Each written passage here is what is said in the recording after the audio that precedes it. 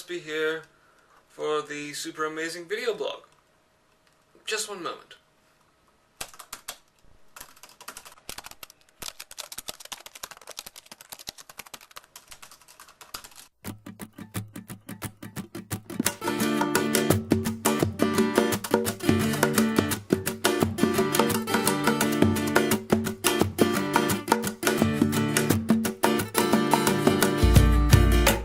This week, we're going to look at how to make your house a good investment rather than totally messing it up like everybody else does. So let's get started on that. What we saw in the housing bubble is that a whole lot of people were thinking, well, heck, everybody else is buying right now. I'd be an idiot not to. I mean, house prices are going up all the time, and, you know, mortgage rates might go up, and, you know, I might miss my chance, so I better do it now. Dumb, dumb, diddly-um-dumb, dumb, dumb, dumb. Just dumb. Really dumb. You don't buy things just because everybody else is buying them, and you don't do things just because everybody else is doing them.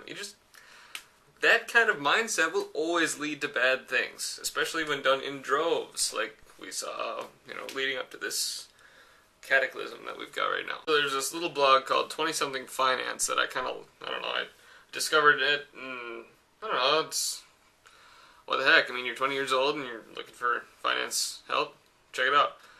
Link is in the little description in the YouTube. If you're watching this on Facebook, I'm sorry, but you can't see it. You can go to YouTube though. And what this guy determines in his blog is that you have to ask yourself 3 questions when you decide to make some big financial decision. You have to say, what is the end goal? What are you removing? Like, what kind of fears are you removing, or what kind of joy are you bringing into your life by making that purchase? Because that'll help you to define why exactly you're doing it, and whether that reason is any good. Like, if you're buying a house just because everybody else is buying a house, well, what's your fear? Well, your fear is that you're going to be left out. Is that a fear that you want to propagate? Is that a fear that you want to grow? No, probably not. That's a bad reason. Secondly, what kind of things do you have to sacrifice? You know, what decisions will you have to make to be able to make this purchase actually worthwhile? And third, what am I going to do when I get there? So once you've got your house, what then? You know, I mean, what's the next thing? You know, like, and that'll help you analyze whether this really is the missing piece in the puzzle for your goals and basically your life. So I'd say that's kind of the preliminary questions that you should ask yourself, and then you move on to the more serious and more direct questions that we'll get to in a second.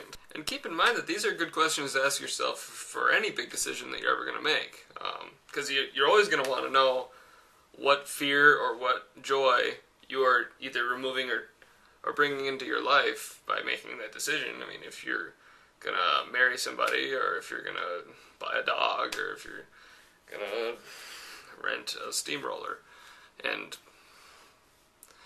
do whatever you would do with that. Anything that you do, this can apply to that. Alright, now that we're past the preliminaries, let's move into the actual, like, the core of buying a house. I mean, what you really need to make sure that you've got figured out before you go anywhere.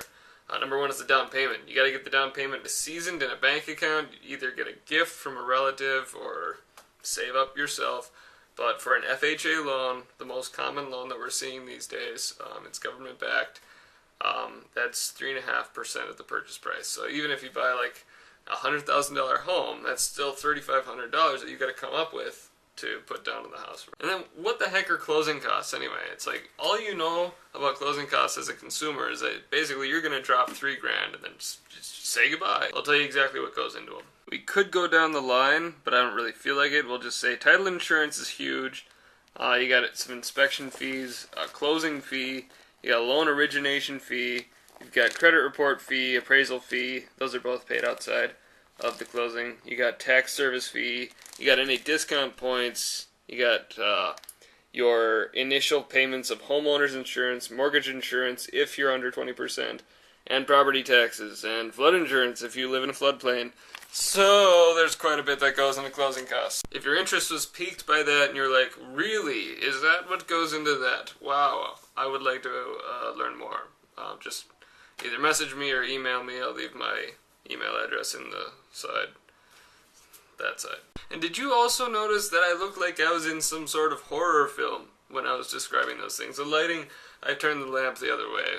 Now we're getting to the monthly payments where we actually pay off that principal that we just borrowed, along with any interest earned on it, and then any homeowner's insurance or mortgage insurance or the taxes on the property. And you'll have monthly utilities. You know, you got to keep in mind your electricity, your heating, your garbage. You're probably going to have to get some sort of internet plan.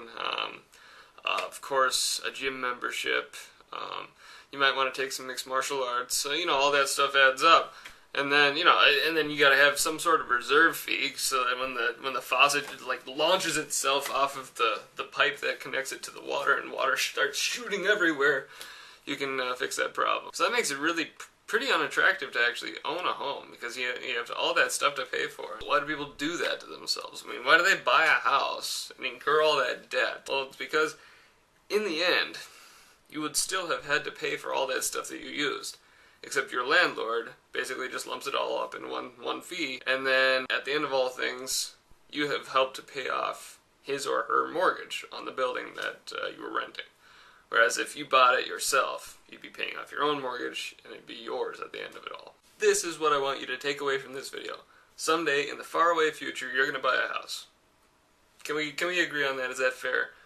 When you buy that house, just be prepared to pay for things that you didn't think of. Aim your price range yourself. Don't get stuck on the pre-qualification from the lender. Don't look at houses that you can't afford, because the difference between you now and those people that are going through foreclosure right now is that you're going to be prepared. You're going to have this stuff in mind. You're not going to allow yourself the silly luxury of thinking, well, if my lender thinks I can do it, then maybe I can. No, think for yourself, because your lender doesn't know your specific situation as well as you do. It's your job to prepare.